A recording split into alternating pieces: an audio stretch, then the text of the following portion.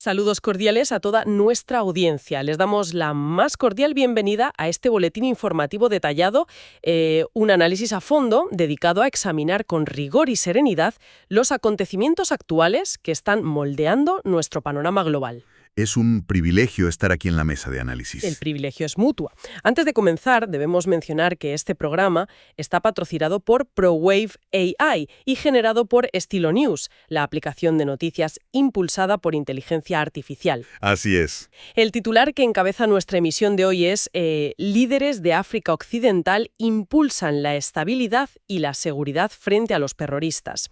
El foco de nuestra cobertura se centra íntegramente en la región de África Occidental y la fecha de emisión de hoy es 26 de febrero de 2026. Y bueno, antes de dar paso a nuestro primer bloque, es pertinente explicar a quienes nos escuchan qué es exactamente la aplicación Estilo News. Por supuesto. Se trata de la versión para consumidores del avanzado software Stilo Intel Ops.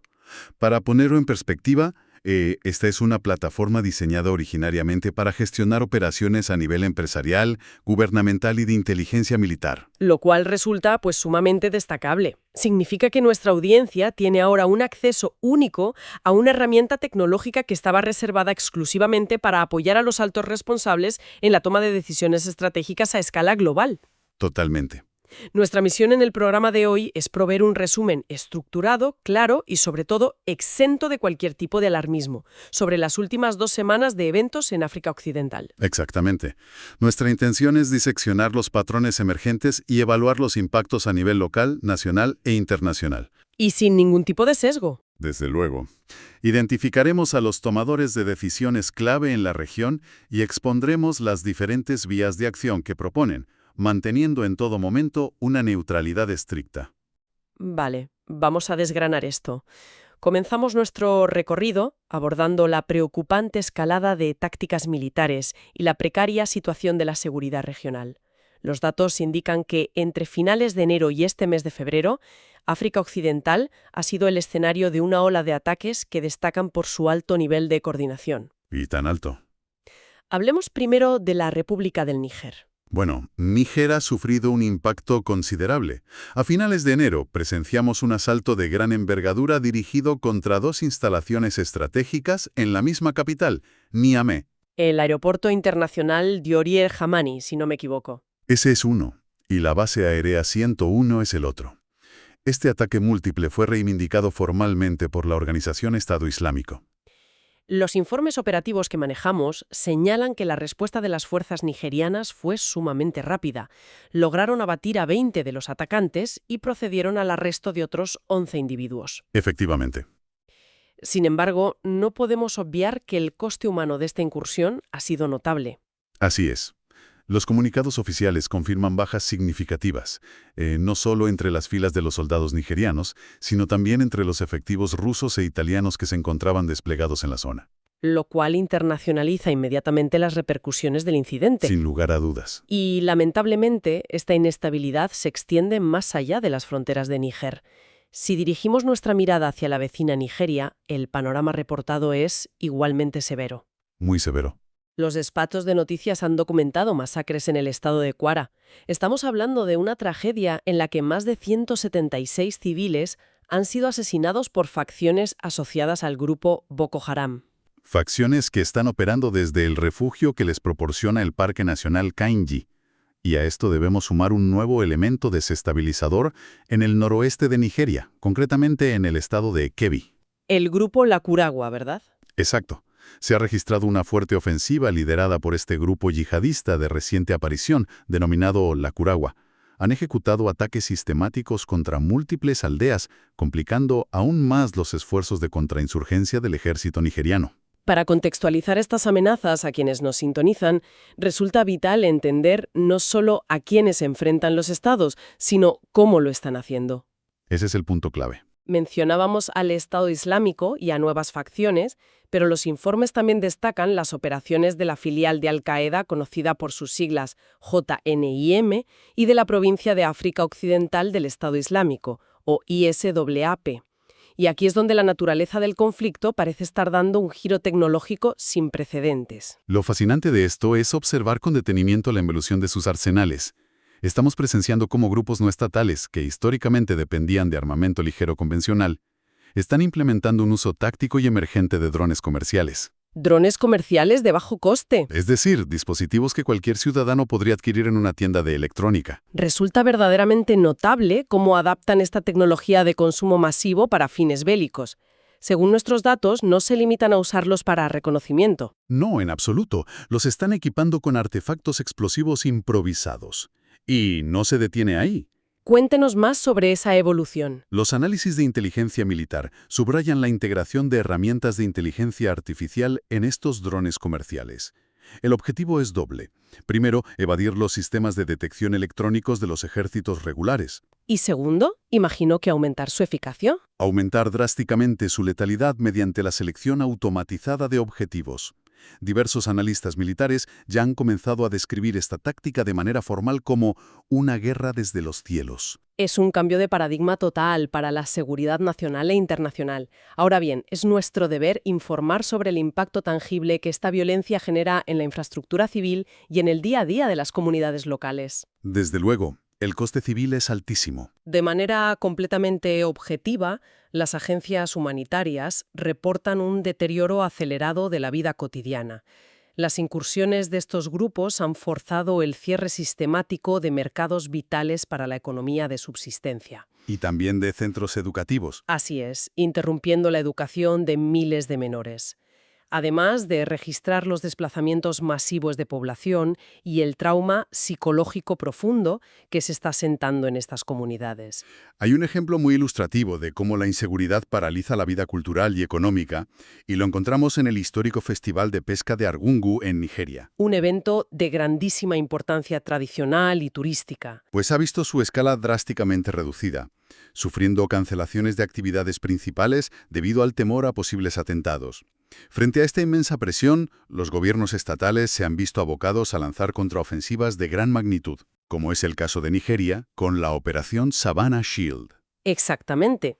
Un despliegue militar integral diseñado para recuperar el control territorial y neutralizar de forma definitiva los enclaves terroristas en sus bosques y parques nacionales. Es una respuesta militar que los propios mandos describen como crítica.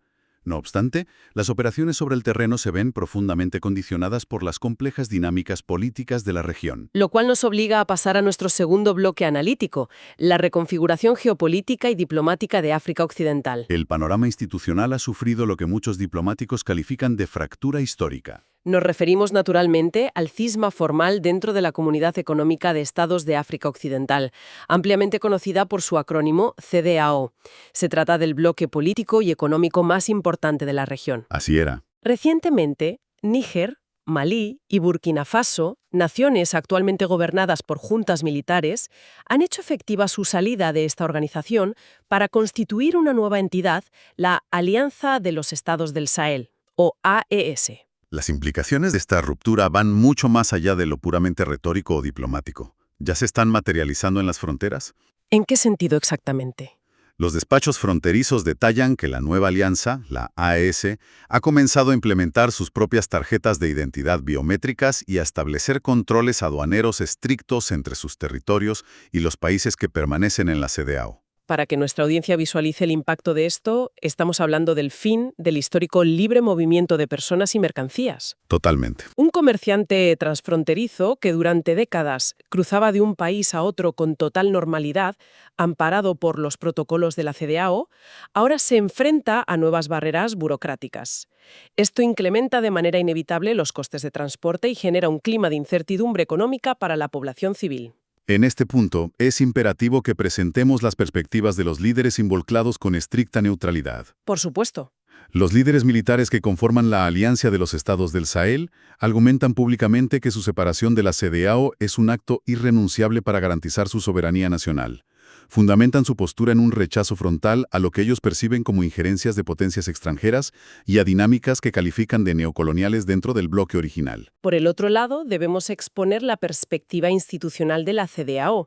Esta ha sido articulada con claridad por el presidente de su comisión, Omar Touray. ¿Y cuál es su postura oficial? Enfatiza la necesidad de mantener la continuidad de los lazos comunitarios históricos y subraya la importancia de preservar los derechos de libre movimiento que benefician a millones de ciudadanos, a pesar de la profunda división institucional en las altas esferas. Es un contraste de posturas muy marcado. Aquí es donde se pone realmente interesante. Esta ruptura institucional no ha ocurrido en un vacío, sino que ha desencadenado graves tensiones internacionales y un complejo intercambio de acusaciones y desmentidos formales. Las declaraciones del general Abdurrahman Etiani. Exacto. El líder de la Junta Militar de Níger ha realizado declaraciones públicas de suma gravedad. Ha acusado explícitamente a Francia, así como a las vecinas Benín y Costa de Marfil, de patrocinar y orquestar las recientes oleadas de ataques terroristas contra territorio nigerino. Las declaraciones alcanzaron tal magnitud que el general Tiani llegó a declarar un estado de guerra virtual contra Francia. Ante esto, es nuestro deber periodístico informar que el gobierno de la República Francesa ha emitido desmentidos categóricos. Francia rechaza tajantemente estas acusaciones y niega cualquier tipo de implicación en los esfuerzos de desestabilización de Níger. Una postura de rechazo que también han adoptado formalmente los gobiernos de Benín y Costa de Marfil. Y el espacio informativo se complica aún más cuando entran en juego actores internacionales situados a miles de kilómetros de distancia. Los canales diplomáticos reportaron que la Junta de Níger emitió una acusación oficial afirmando que tropas de Ucrania, en supuesta colaboración con fuerzas francesas, estaban ocupando la región norte de Benín con el propósito de entrenar a grupos yihadistas. Una aseveración extraordinaria. Desde luego. Y generó una respuesta diplomática inmediata. El Ministerio de Asuntos Exteriores de Ucrania emitió un comunicado oficial rechazando la acusación de manera rotunda. Como era de esperar. En su texto, el Ministerio calificó las afirmaciones de la Junta nigerina como totalmente carentes de base fáctica y las enmarcó dentro de una campaña de desinformación, presuntamente impulsada por la Federación Rusa, con el objetivo de socavar la posición diplomática y la imagen de Ucrania en el continente africano. Toda esta intrincada red de declaraciones cruzadas nos conduce de manera natural a examinar el papel que están jugando las grandes potencias globales. África Occidental, y particularmente la Franja del Sahel, funciona hoy como un tablero de ajedrez geopolítico de primer orden. En los últimos años, los reportes internacionales han documentado movimientos estratégicos muy claros por parte de la Federación Rusa y de los Estados Unidos de América. Procedamos a analizar los movimientos de Moscú primero. La influencia rusa ha experimentado un incremento sustancial en la región, canalizada principalmente a través del despliegue del Africa Corps. Esta entidad proporciona apoyo paramilitar, armamento y asesoramiento técnico directo a las juntas militares que conforman la Alianza de los Estados del Sahel. Sin embargo, los informes independientes sobre el terreno indican que los resultados de esta colaboración en materia de contrainsurgencia han sido mixtos, sin lograr una pacificación definitiva de los territorios afectados. Resulta fundamental añadir a este análisis un dato objetivo y reciente emanado de los servicios de inteligencia. Se ha hecho público un informe que señala que más de 1.000 ciudadanos de Kenia han sido reclutados a través de diversas redes y enviados a luchar del lado de Rusia en el actual conflicto en Ucrania. Este hecho ha provocado reacciones diplomáticas y condenas formales por parte del gobierno keniano. Si conectamos esto con el panorama general, podemos observar cómo los Estados Unidos han recalibrado su propia estrategia en el continente como respuesta directa a esta reconfiguración del poder. Esta nueva directriz diplomática, liderada por altos funcionarios del Departamento de Estado como Nick Checker, demuestra un giro hacia un pragmatismo manifiesto. Washington parece estar reevaluando sus prioridades en el Sahel. Los documentos de política exterior sugieren que la administración estadounidense actual está priorizando la cooperación en materia de seguridad antiterrorista y, de forma muy marcada, el aseguramiento del acceso a recursos minerales críticos. Hablamos de elementos vitales para la industria global, como el uranio y el litio. Esta aproximación parece relegar a un plano secundario la tradicional promoción de la gobernanza democrática y los derechos humanos que solía condicionar la ayuda estadounidense. Y en términos estrictamente operativos, este pragmatismo se ha traducido en movimientos de tropas. Los despachos confirman el despliegue de aproximadamente 200 soldados de operaciones especiales estadounidenses en Nigeria. Su misión es proporcionar apoyo logístico y de inteligencia a los esfuerzos antiterroristas de las Fuerzas Armadas locales. Esto ha incluido, según fuentes militares conjuntas, la ejecución coordinada de ataques aéreos de precisión contra campamentos yihadistas identificados en el país. Todo ello evidencia cómo el Sahel no es solo el epicentro actual del terrorismo global, sino un escenario de intensa competición estratégica entre las potencias mundiales. En medio de estas maniobras de alto nivel, resulta imprescindible tomar el pulso al sentimiento público. Gracias a las herramientas de análisis de datos, podemos comprender cómo se perciben estas complejas dinámicas a nivel de calle, analizando el volumen y tono de las conversaciones en redes sociales. Es un indicador fascinante. A nivel internacional, el público occidental manifiesta un apoyo mayoritario a las vías diplomáticas tradicionales y respalda las iniciativas en favor de Ucrania en foros internacionales. No obstante, los mismos análisis de sentimiento revelan una corriente significativa de criticismo y escepticismo entre los ciudadanos occidentales respecto a las políticas de sus propios gobiernos en África. Así es. Existe una percepción creciente de que las intervenciones en el Sahel están motivadas principalmente por intereses geopolíticos y extractivos, más que por un altruismo estabilizador. Al mismo tiempo, es notable el consenso transversal y el apoyo incondicional que reciben las urgentes solicitudes de asistencia humanitaria coordinadas por la Organización de las Naciones Unidas. Cuando enfocamos el análisis en el sentimiento a nivel puramente regional, dentro de la propia África Occidental, el panorama es sumamente complejo. Se detecta un cauto optimismo en torno a las recientes iniciativas de diálogo y mediación propuestas por la Unión Africana. La ciudadanía valora los intentos de establecer canales directos de comunicación con los países de la recién formada Alianza del Sahel. Las poblaciones locales expresan un profundo deseo de mantener la cooperación económica y de seguridad transfronteriza.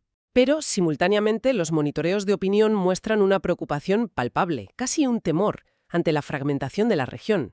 Existe el recelo fundado de que la sustitución de un bloque unificado como la CDA o por múltiples acuerdos puramente bilaterales termine socavando la histórica solidaridad africana. La inquietud radica en que esta división debilite estructuralmente la capacidad de los estados para articular respuestas conjuntas frente a amenazas insurgentes que, por su propia naturaleza operativa, no respetan ninguna frontera nacional.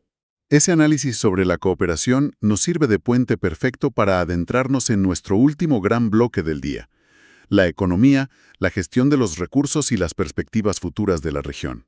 Uno de los hitos diplomáticos más relevantes de los últimos días, con profundas implicaciones económicas, ha sido el deshielo de las relaciones entre Níger y la República Argelina Democrática y Popular. Para poner en contexto a nuestra audiencia, ambos países han mantenido sus relaciones diplomáticas prácticamente congeladas durante 10 largos meses, una crisis desencadenada por fricciones en la gestión de sus fronteras compartidas. Sin embargo, en un giro reciente de los acontecimientos, el presidente argelino Abdelmajid Tebboune y el general nigerino Tiani han celebrado un encuentro formal en Argel, retomando oficialmente los lazos bilaterales. Y esta reconciliación, como indicábamos, trasciende lo meramente simbólico.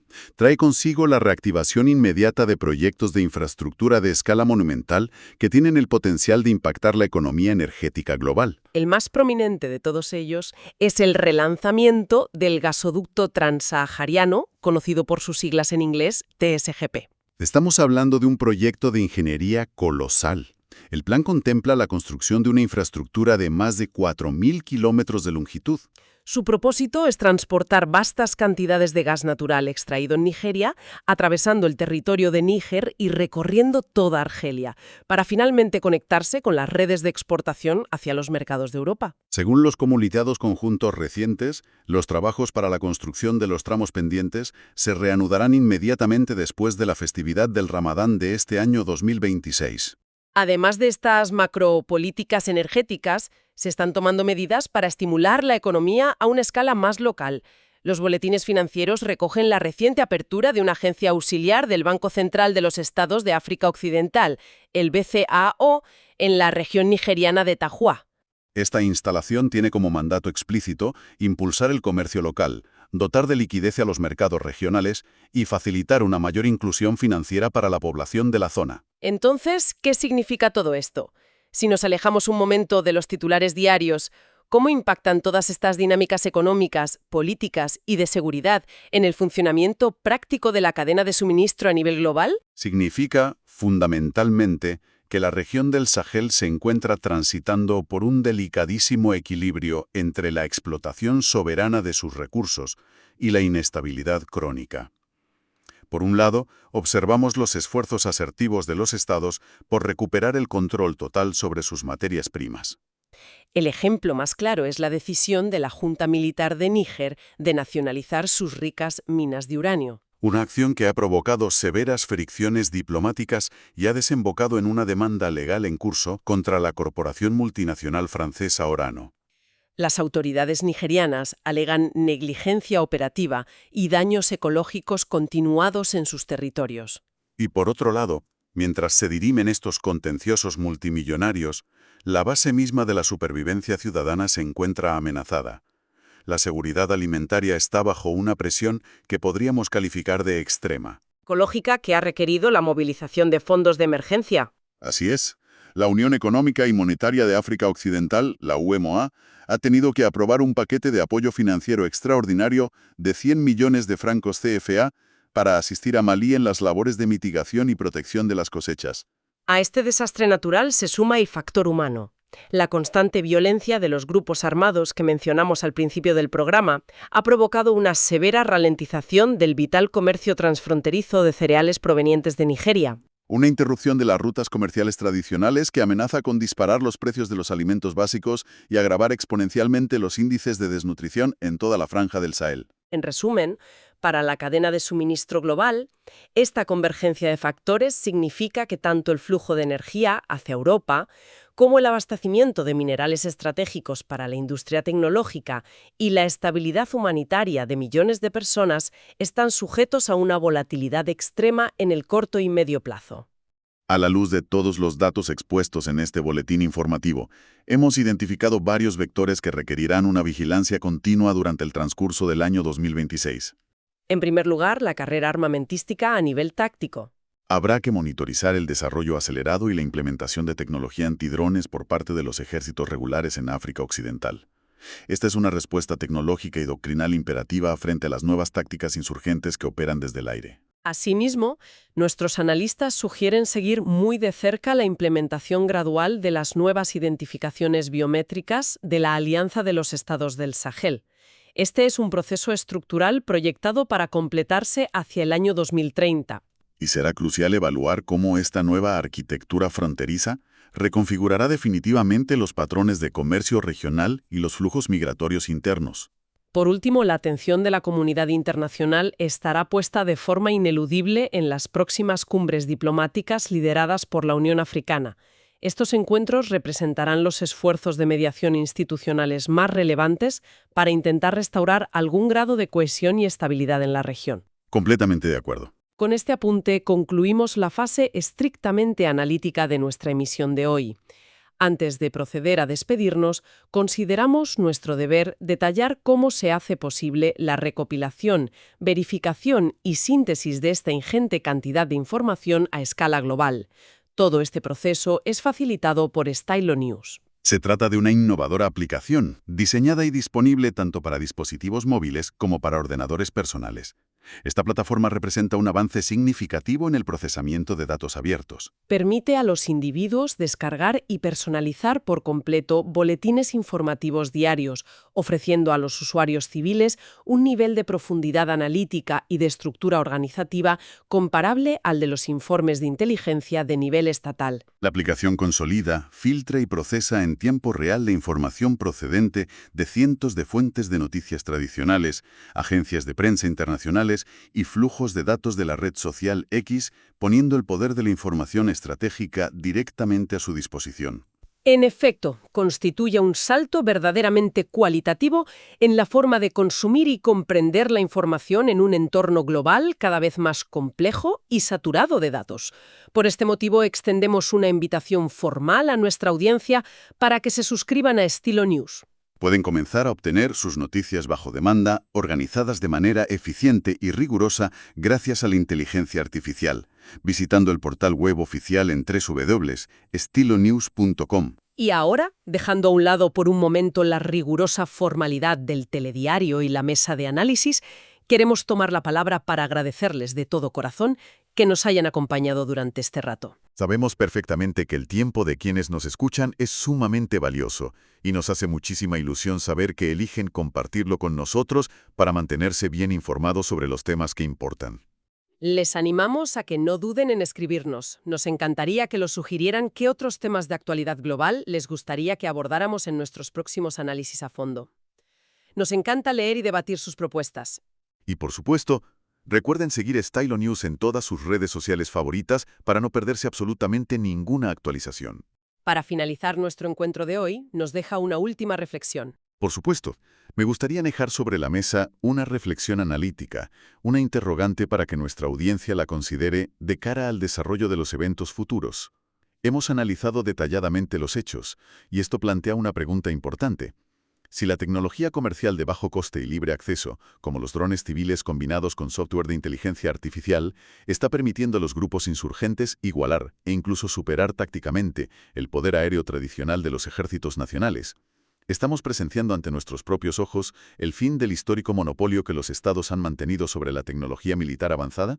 Y de ser así, ¿cómo alterará esta democratización del poder destructivo la naturaleza misma de los conflictos armados en las próximas décadas? Les dejamos con esa reflexión. Hasta la próxima ocasión y muchísimas gracias por su atención.